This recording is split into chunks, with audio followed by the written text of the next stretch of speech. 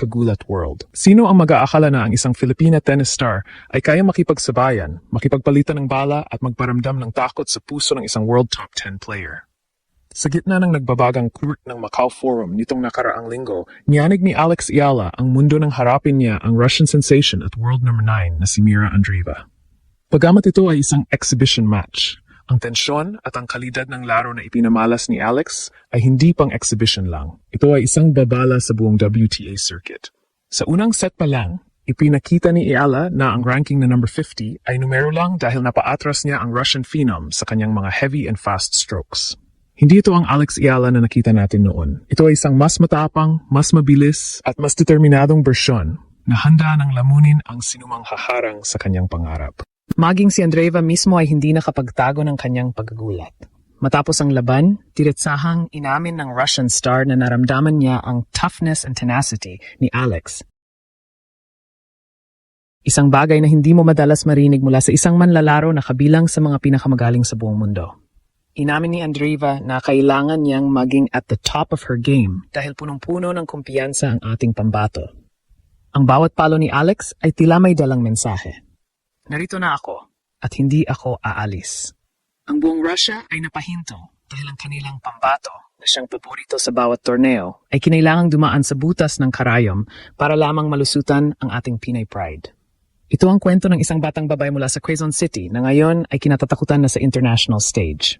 Ang laban sa Macau ay nagsilbing litmus test para sa darating na 2026 Australian Open at sa nakita natin, mukhang handang-handa na si Alex na gumawa ng kasaysayan sa Melbourne. Marami ang nagsasabing ito na ang simula ng Ila era sa tennis world, kung saan ang isang Pilipina ay hindi na lang basta kalahok kundi isang lehitimong banta sa mga higante ng sport.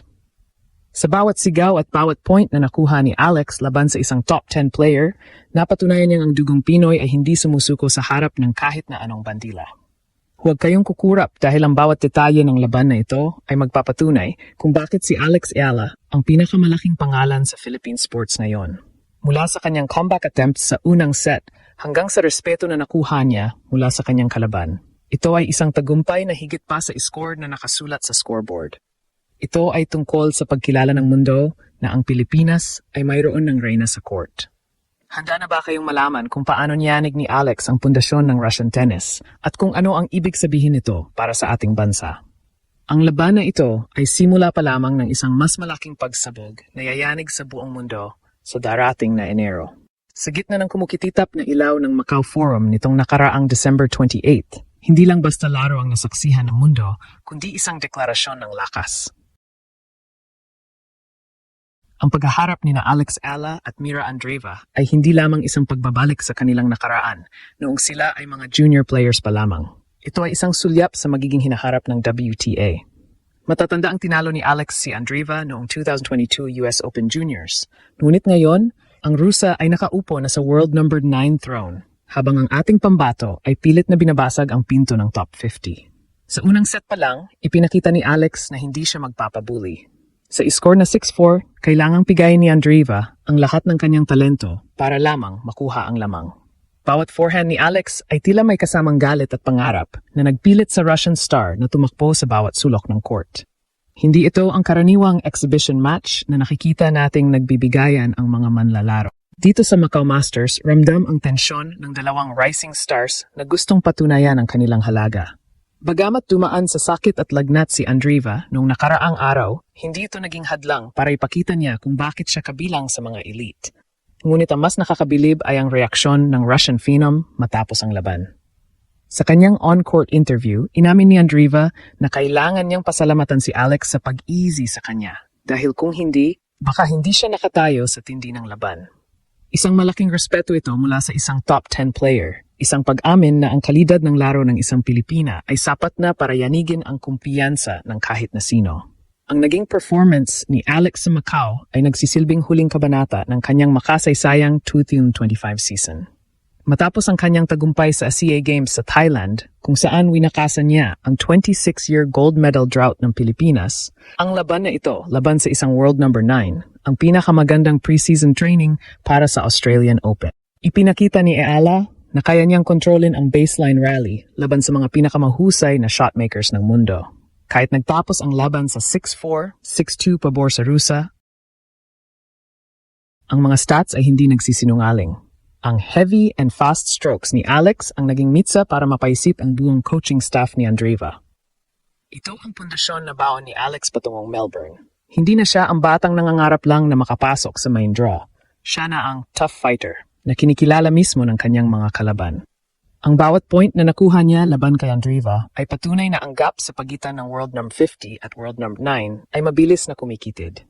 Sa bawat sigaw ng lababan, sa loob ng stadium, ramdam ang pagkakaisa ng mga Pinoy sa Macau na naniniwalang malapit na nating makamit ang mailap na Grand Slam title. Ito ay simula pa lamang ng ating pagsusuri sa taktikang ginamit ni Alex para pahirapan ang Russian star. Hindi sapat ang salitang exhibition para ilarawan ang nangyari sa pagitan nina Alex Ayala at Mira Andreeva. Sa loob ng court, ramdam ang bigat ng bawat palo na tila ba bawat puntos ay katumbas ng isang gintong medalya. Sa unang set, marami ang napaatayo sa kanilang mga upuan nang ilabas ni Alex ang kanyang sikretong sandata, fearless aggression. Sa score na 4-5, nagsalba si Alex ng 3 set points.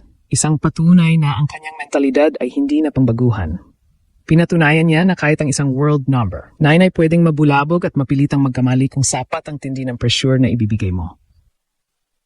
Ang bawat baseline rally ay naging isang chess match kung saan hindi basta-basta sumusuko ang Pinay Pride na nagpilit kay Andreeva na gamitin ang bawat natitirang lakas matapos ang kanyang pagkakasakit.